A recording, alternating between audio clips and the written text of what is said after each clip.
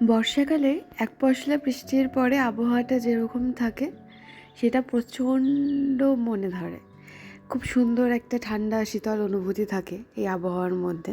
আমার এই ধরনের আবহাওয়া বেশ পছন্দ। আমি জানি তোমাদের ওই মধ্যে অনেকের এটা খুব ভালো লাগে যে একটু ফ্যান চালাবো, হালকা করে গায়ে চাদর দিয়ে শোবো, তাই না?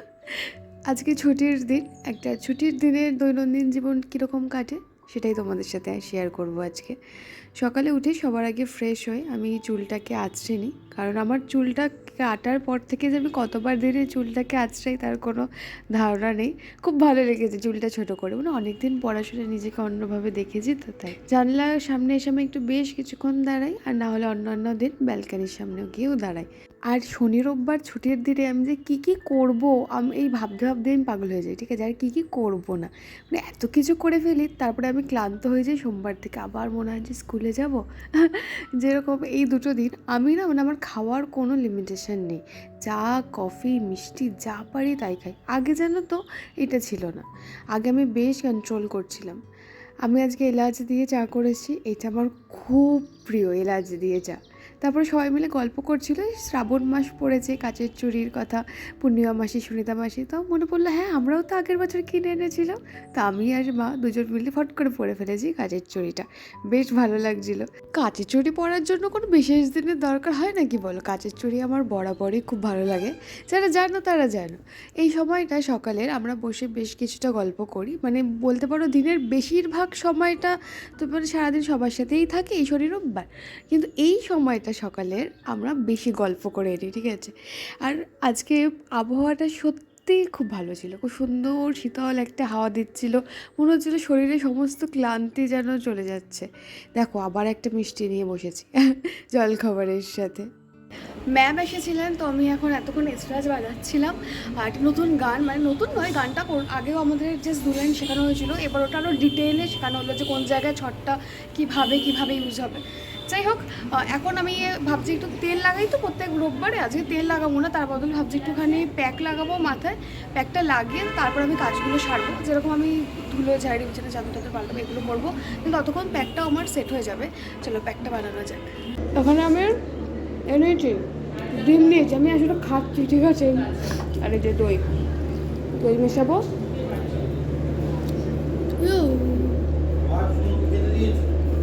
খেতে খেতে কথা বলছিলাম বলে কিছু মনে করো না।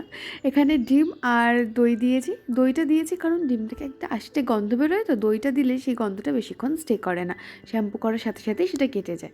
তো এখানে ভালো করে চুলটাকে আগে আমি আঁচড়ে নিয়েছি যাতে কোনো রকম নট না থাকে, নাহলে কী হয় বলো তো, চুলটা প্রচণ্ড পড়ে, মানে জট পেকে যায় আর কি। তো আমি এখানে আস্তে আস্তে করে একটুখানি সিথে করে নিচ্ছি সাইড দিয়ে দিয়ে, আর এখানে প্যাকটাকে অ্যাপ্লাই করছি। এইভাবেই আমি পুরো চুলে প্যাকটাকে অ্যাপ্লাই করেছিলাম। 10 মিনিট মতন সময় লেগেছিল, তারপরে এই প্যাকটাকে আমি 30 মিনিটস মতন রাখবো। এখন একটা ডিম আর একটুখানি দইতেই হয়ে যায়।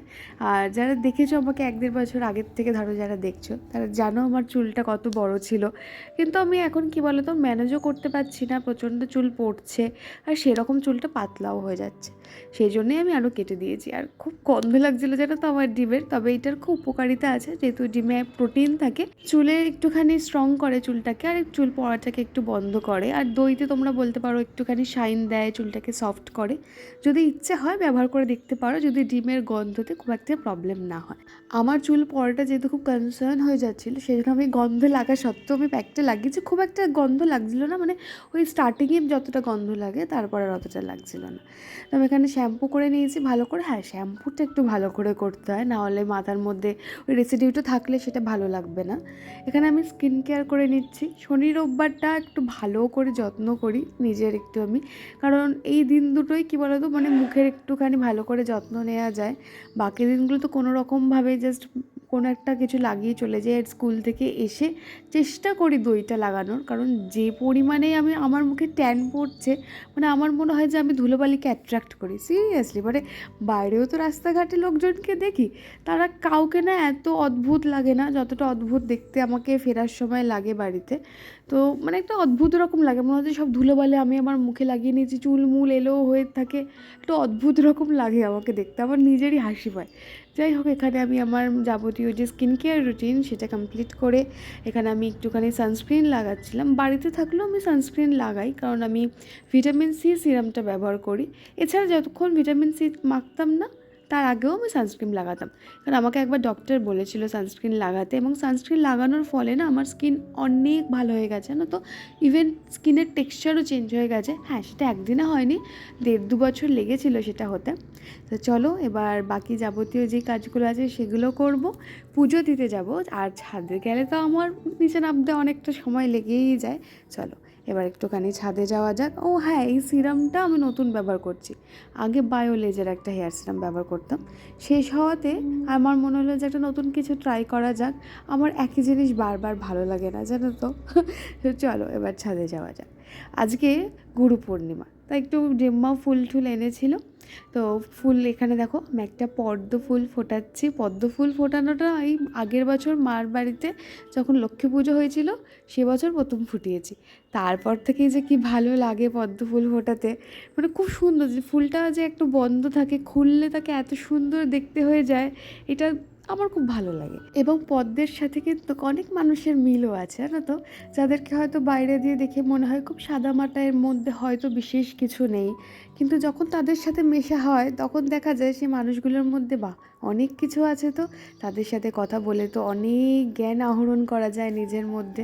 তো এরকমও কিন্তু অনেক মানুষ আছে যারা পদ্মের মতো নিজেকে এরকম গুটিয়ে রাখে, যখন তারা নিজেদেরকে খোলে তখন বোঝা যায় যে তাদের মধ্যে প্রচুর কিছু ছিল। তোমাদের জীবনে কীরকম পদ্মের মতো মানুষের সাথে দেখা হয়েছে? আর যদি আমার সাথে রিলেট করতে পারো জানিও তবে।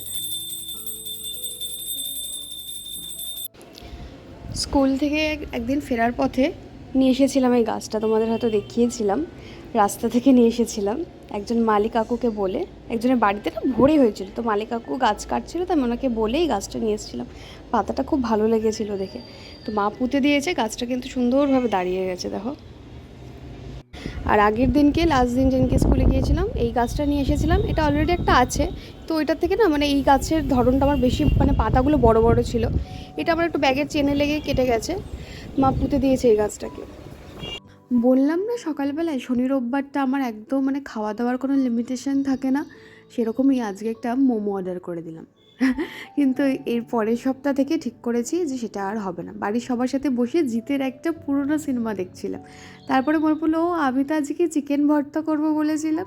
তো উঠে গিয়ে আমি এখানে 2টো চিকেন, এখানে দেখো গরম জলে সেদ্ধ বসিয়েছি। আর হলুদ হলুদ যেগুলো দেখছো আসলে চিকেনটা না ম্যারিনেট করা ছিল দই দিয়ে, একটা চিকেন।